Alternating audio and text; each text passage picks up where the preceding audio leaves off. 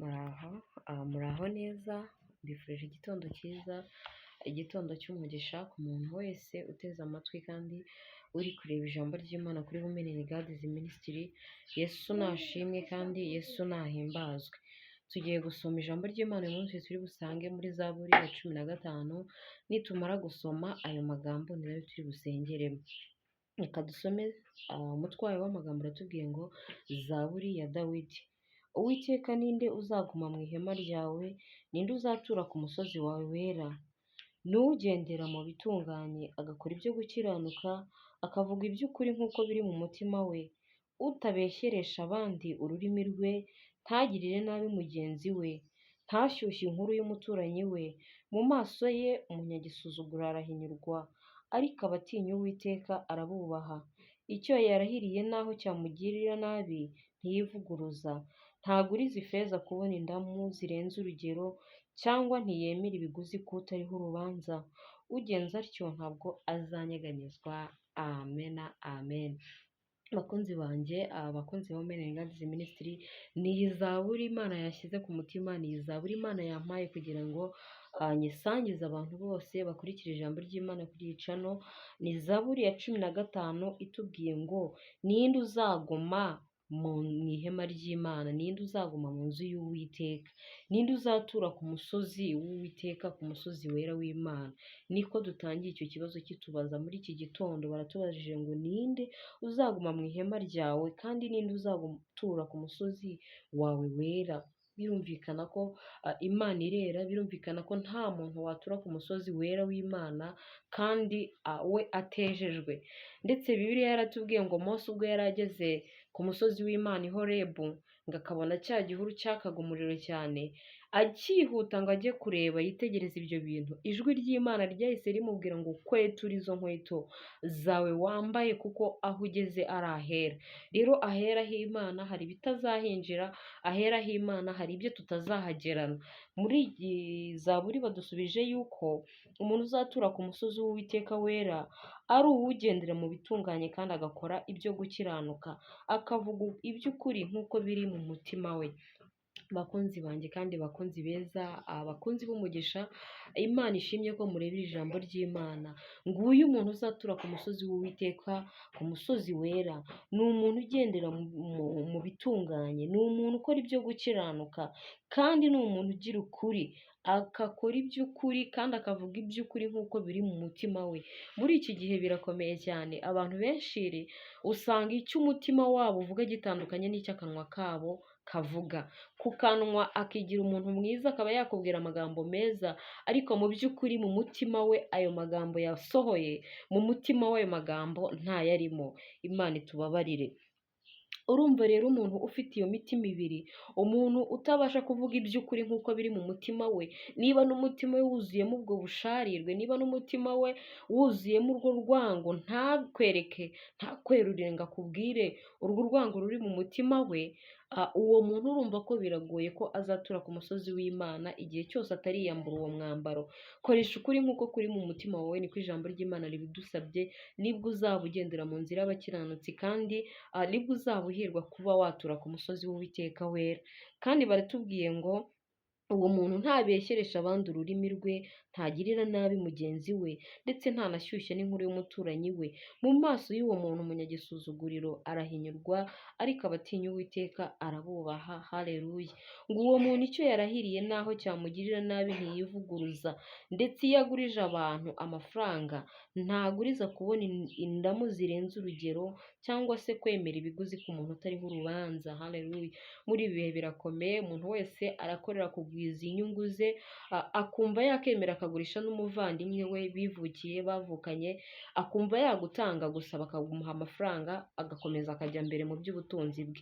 Ariko ibi bintu birakomeye. Ijambo ry'Imana niryo rizaducira urubanza, kandi ijambo ry'Imana niryo rizadutsinda. kuko twabanye naryo, Bibiliya tubana nazo, ibi ngibi byanditswemo nibyo tuzacirirwaho urubanza. Ese umuturanyi wawe wumvishije inkuru y'ibyamubayeho wifatanije nawe, cyangwa nawe wagiye mu mubare w'abamusonga, wagiye mu mubare w'abashyushya inkuru ye kiwe byacitse, kiwe bikomeye? Ijambo ry'Imana rikakubwira ngo ese Imana ko yaguhaye ubutunzi, uwo umuntu wakugezeho akakubwira ngo nguriza nyamuneka nanjye nguriza, wamuciye amafaranga angana gute kugira ngo umugurize ku butunzi Imana yaguhaye? Ijambo ry'Imana riratubwiye ngo ariko umuntu uhirwa ni umuntu uguriza abandi atagambiriye kubakuraho ibiguzi birenze urugero. Umuntu uhirwa ni umuntu utemera ko yakira ibiguzi kugira ngo acire abandi urubanza. Hari abantu bakira ibiguzi, turabyumva cyane, umuntu akavuga ngo urubanza rwanjye bararuguze, naho naburana gute, ndaburana n'abakomeye, ndaburana n'abanyamafaranga. Bihorere nta kibazo, bafite amafaranga mu isi, bafite ubutunzi mu isi, ariko dufite Imana mu ijuru itarenganya. Abo bantu nibakomeze bakora ibyo ngibyo, bababaza imitima y'abakiranutsi, ariko dufite Imana itarenganya. Hari umunsi Imana izamanuka, hari umunsi Imana izakuraho ruswa, hari umunsi Imana izakuraho akarengane, hari umunsi Imana izakuraho ibyo biguzi byose abantu bakira. Waba ugurije mugenzi wawe ugambiriye kumukuraho inyungu, wakoresha ururimi rwawe ubeshyira mugenzi wawe nk'uko ijambo ry'Imana ribitubwiye, hari umunsi ibyo byose bizakurwaho. Ako kanwa kari gatunzwe no kubeshya, uwo muntu wari utunzwe ndetse no gukuraho abantu amafaranga menshi arenze urugero, hari umunsi ubwo buzima bwe buzarangira ntabe akibeshejweho no gukora ibyo bintu. Iri jambo ry'Imana rero risoza ritubwira ngo ugenza atyo ntabwo azanyeganyezwa, umukiranutsi ntabwo azanyeganyezwa, umuntu ukoresha ukuri nk'uko kuri mu mutima we ntazanyeganyezwa, utaguriza abandi agambiriye kubakuraho inyungu zirenze ntazanyeganyezwa, utabeshyera abandi cyangwa se ngo ashyushye inkuru z'abaturanyi be ntazanyeganyezwa, uvuga iby'ukuri nk'uko biri mu mutima we, ijambo ry'Imana riratubwiye ngo ntabwo azanyeganyezwa. Ukuri bajya batubwira ngo ukuri guca mu ziko, ukuri kurarwanywa, ukuri kurageragezwa, ariko ngo ntigushye, niko umunyarwanda yavuze. Bibiliya rero nayo iratubwiye ngo uwo muntu ngo uvuga iby'ukuri, ngo naho ibyo avuga byamugirira nabi cyangwa se abona ko bisa nkaho byashyira ubuzima bwe muri risike, ntabwo atinya kubivuga kuko niko kuri mu mutima we. Reka twitoze rero gukoresha ukuri muri ibi bihe, ndetse tubigire umuco mwiza, tubyigishe n'urubyaro rwacu, dukoreshe ukuri turi imbere y'Imana, dukoreshe ukuri turi mu bantu, twe gushyushya inkuru z'abaturanyi bacu, kandi twe kubeshyeresha abandi dukoresheje ururimi rwacu, twe kwifuriza abandi ikibi, tubasabire umugisha kugira ngo Imana iri mu ijuru natwe imanuke iduhe umugisha. Murakoze rero, ni ryo jambo nashaka ko dusengeramo, ndetse reka dusenge twihuse. Mana turagushimye, uri hejuru ya byose, turakubashye, ijambo ryawe ni ryiza Mana, turagushimye. Iri jambo ni ryo wampaye kugira ngo mvuge kuri iyi cano. Mana izina ryawe nirihimbazwe. Ndize kandi na mwene data uri kureba iri jambo hari icyo yize.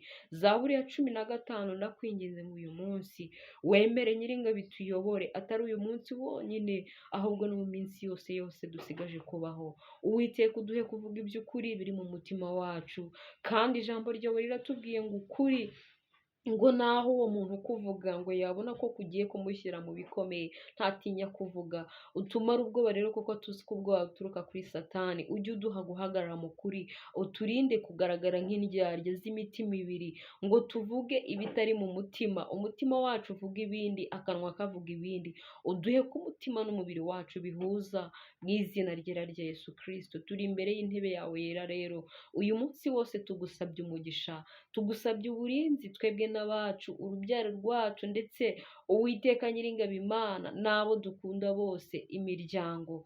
Turakwinginze ngo umutaka wawe w'uburinzi ubane natwe, ihema ryawe ryurukire ku ngo zacu ndetse no ku miryango yacu. Uwiteka Nyiringabo Imana, imigambi ya Satani yatugambiriragaho uyu munsi iburizwemo mu izina rya Yesu Kristo. Nuko Data wa twese, turangije urugendo muri iyi si, uzaduhe gutura ku musozi wawe wera Mana, tudafite ikizinga ahubwo dukiranutse muri byose. Urakoze, nohereza umugisha umuntu wese wari uri kureba ijambo ry'Imana, mu izina ryawe Yesu mbisabye nizeye, amen, amen.